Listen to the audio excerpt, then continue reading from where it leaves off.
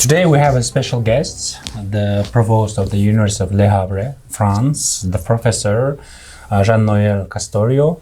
So today we will discuss about the main trends of the historical science, especially contemporary trends of the historical science, and we will try to focus on the French, like a France case. And plus we will additionally we'll discuss about the world trends of the development of historical science.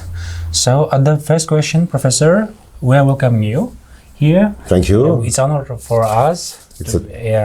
Welcoming you. So if you don't mind, we can start. So the first question, how do you think, what is the main trends of the contemporary historical science? Okay, just one thing, I'm really honored to be here. I'm not very fluent in English, so I will speak in French if it's not a problem. Yes, yeah. And it's a big honor to be here in your university and to have this strong collaboration between the University of Normandy and the University Alpha Barabi. It's an honor, really. And we want to improve this cooperation. That's the first thing. So I will speak in French now. Je voudrais d'abord faire une petite introduction historique, de me présenter déjà. Effectivement, je suis historien. Je suis historien de l'Antiquité, et plus spécifiquement de la période romaine, c'est-à-dire de l'Empire romain, un empire qui est créé approximativement au IIIe siècle avant Jésus-Christ, qui prend une forme impériale au IIIe siècle avant Jésus-Christ, et qui perdure durant 8 siècles jusqu'au 5e siècle après Jésus-Christ. Donc je travaille plus spécifiquement sur l'histoire politique de la Rome antique. J'ai écrit plusieurs ouvrages, notamment des biographies d'empereurs et de personnages impériaux. Donc ma spécialité, c'est cette période antique. En France, nous divisons l'histoire en 4 grandes périodes. La première est l'Antiquité, donc la période romaine et grecque, pour l'essentiel, les cultures fondamentales de l'Antiquité. Ensuite, nous avons ce qu'on appelle le Moyen-Âge, une période qui s'étend du 5e siècle après Jésus-Christ jusqu'à ce qu'on appelle la Renaissance, au 15e siècle. Ensuite, nous avons la période moderne, c'est très différent de ce qui des périodes telles qu'on les définit dans les autres régions du monde, puisqu'elle s'étend de la Renaissance jusqu'à la Révolution française. La Révolution française qui est un moment crucial pour les Français dans l'histoire française, mais aussi plus largement dans l'histoire mondiale. Et enfin, à partir de 1789, nous entrons dans la période contemporaine. C'est cette période-là dont nous allons parler.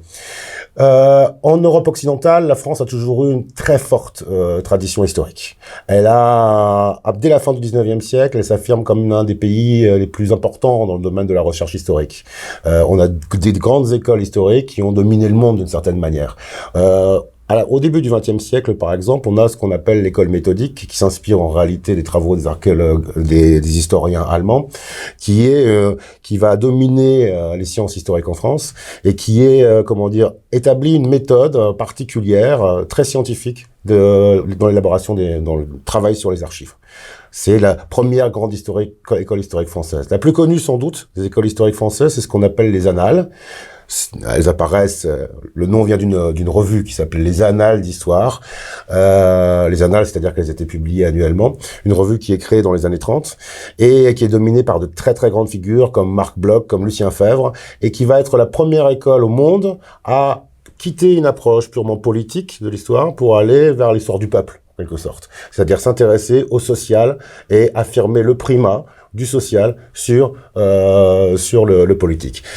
Ensuite, dans les années 70, 80, évidemment, il y a d'autres écoles historiques qui reviennent notamment à l'étude du politique. Donc, il y a une très très forte tradition française qui est en train d'évoluer, et c'est de cela dont nous allons parler. So, let's continue. For example, in each country, in each academic community, in some period, 1 or 2 topics will be so hot issued. For example, in French, nowadays, what topics, issues, or mainstreams is dominating especially in historical science? Alors, je dirais que dans les 22 dernières décennies, dans les 20 ou 30 dernières années, c'est beaucoup senti en France, mais aussi plus largement en Europe, l'influence des écoles historiques anglo-saxonnes. des États-Unis et de Grande-Bretagne. Donc on a des sujets effectivement qui étaient, qui sont devenus à la mode, et notamment au niveau à partir du début des années 2000, on va dire, et qui ont été importés en fait finalement des États-Unis. Alors du coup, j'imagine que tous les étudiants ont entendu parler de ça. Les gender studies, par exemple, on a eu une explosion des gender studies dans le domaine historique en France dans les années 2000-2010.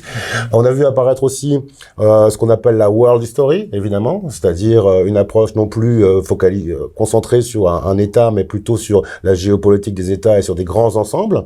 On a par exemple un de nos historiens le plus célèbre aujourd'hui, Patrick Boucheron, qui est un des grands auteurs de world history en France.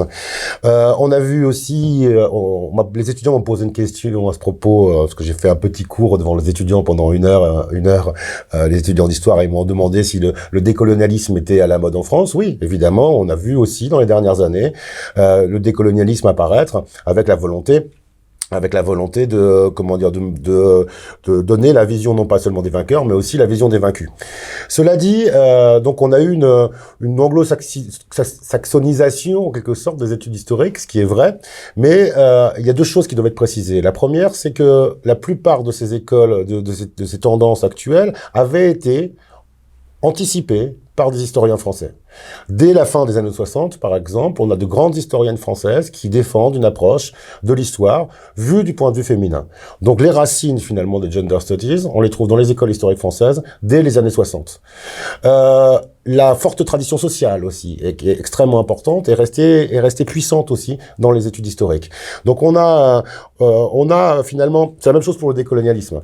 Le décolonialisme, finalement, la vision des vaincus, cette vision, elle est déjà défendue par certains historiens dès les années 70. Et je pense par exemple à un grand historien qui s'appelle Nathan Vartel, qui avait publié un ouvrage en 1974 qui s'intitulait La vision des vaincus.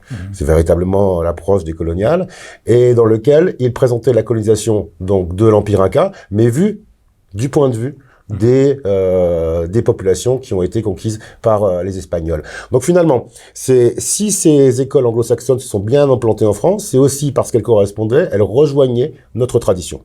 Et une dernière chose, en France, on a tout de même une tradition, comme je le disais, forte dans certains domaines, particulièrement importante, qui est ancienne et qui demeure. Deux domaines restent privilégiés. Le premier, c'est l'histoire sociale. C'est la tradition des annales.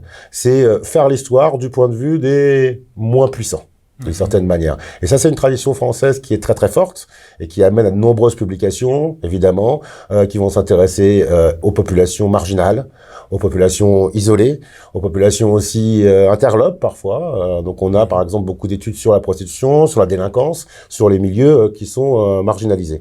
On a aussi, en dehors de l'histoire sociale, on a aussi une grande tradition d'histoire politique qui reste un de nos points forts, c'est-à-dire véritablement, et qui est associé souvent à de grandes écoles comme la Sorbonne, aux grandes universités ou Sciences Po, qui est l'histoire du phénomène politique. Donc on a à la fois des grands courants mondiaux et puis des spécificités françaises. Et une autre dernière spécificité très importante, puisque c'est plutôt mon domaine de recherche, c'est l'histoire culturelle, qui reste aussi un des points très forts des écoles historiques françaises actuelles. So how do you think, are there some French specific approach that we cannot find out, for example, from the US or other European areas from the other European scholars community? Are there some specific French approach?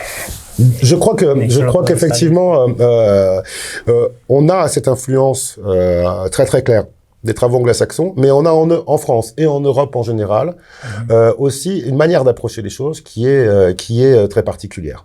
Vis-à-vis par exemple des gender studies, en même temps que se développaient les gender studies en France, mais c'est vrai aussi en Allemagne, c'est vrai en Italie, on a une approche critique aussi des gender studies. Mais surtout peut-être, ce qui est le plus important, c'est finalement le maintien en France, en Allemagne, dans les pays voisins, de cette tradition qui est de toujours revenir aux archives, aux sources. Et de ce point de vue-là, il y a un côté, très conservateur dans l'historiographie française et européenne, qui consiste à systématiquement avoir une approche fondée sur les sources et à comment dire, à se méfier des grandes théories et des grandes théories générales, à plutôt toujours aller vers l'individu, vers la source. De ce point de vue-là, je dirais quand on regarde par exemple on peut aussi faire cette comparaison en archéologie, ce qui est mon domaine, les anglo-saxons, ils ont tendance à beaucoup théoriser, à faire beaucoup de théorisation à partir des résultats des fouilles, alors que dans les écoles françaises, allemandes, italiennes, on reste plus proche des sources. Et on évite la généralisation. Donc on a une approche, je dirais, anglo-saxonne qui est parfois top-down, alors que l'approche française, allemande, parce que les deux écoles historiques sont très très liées, est plutôt bottom-up. Bottom-up, oui, c'est ça. Donc voilà, j'espère que je réponds à votre question. Il y a cette spécificité d'une histoire qui est à la fois globalisée aujourd'hui, je pouvais conclure sur ça qui me paraît important, qui est globalisée, c'est vrai, aujourd'hui on travaille avec des historiens du monde entier, mais en même temps nous conservons notre spécificité, qui reste cette tradition née à la fin du 19e siècle, d'une priorité absolue donnée à la source, à l'archive, à la pièce archéologique. J'espère que j'ai bien répondu à vos questions en français. Je suis désolé. In your opinion, what will be the as a scholar, in your opinion, what will be the main some issues of the future studies? In what areas the scholar should be focus?